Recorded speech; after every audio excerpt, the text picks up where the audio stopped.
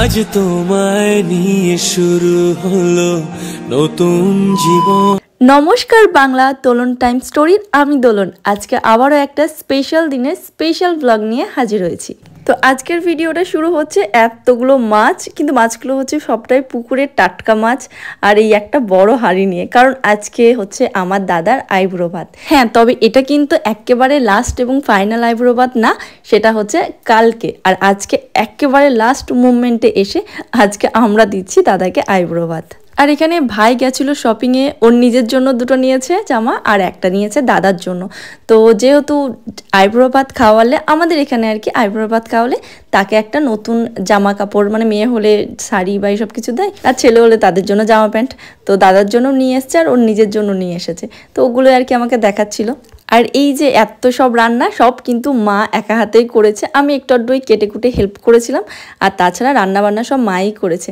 আর এই যে ফুলগুলো বাজারে আজকে জানি না কী হয়েছে, ফুলের একেবারে শর্ট, তো ফুলই পাইনি, তাই ফুল এরকম ছিঁড়ে ছুঁড়ে আর কি কাজ চালালাম। আর এই যে এদিকে দাদাও এসে গেছে। তো তার সঙ্গে সঙ্গে আগে না আপনাদের একটু বলে দিই যে আজকে আইব্রো ভাতে কী কী রান্না হয়েছে। তো হচ্ছে ভাত, সঙ্গে শাক আর 5 রকমের ভাজা, মাছ ভাজা, আর ওই যে হচ্ছে সবজিটা, আর এদিকে হচ্ছে স্যালাড, ডাল, তারপরে রয়েছে মাংস, চাটনি, পায়েস, মিষ্টি, আর এই ঠান্ডার মধ্যে হালকা টক মিষ্টি দই।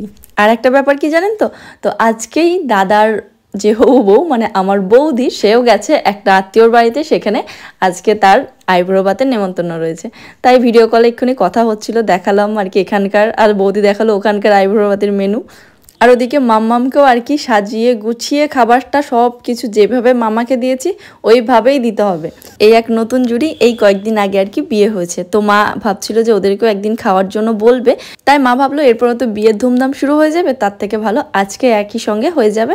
তো আজকে ওদেরকেও বলেছিল। আর এখানে মাম্মাম খেতে বসে পুটুস পুটুস করে গল্প। আসলে ও তো এখন নিয়েছে সব কিছু, খেতে তো পারবে না, এবার আর উদ্ধার হচ্ছে না, তাই এখন জ্ঞান দিচ্ছে। ফিশের গলা, ও বলে ফিশের গলা, হ্যাঁ মাথা বললো না, বলে ফিশের গলা। দিনকে বল দেবা টেস্ট উল্টো হয়ে গেল, তো এইদিকে টেস্ট, এই টেস্টটা একবার দেখিয়েছিল দেখা।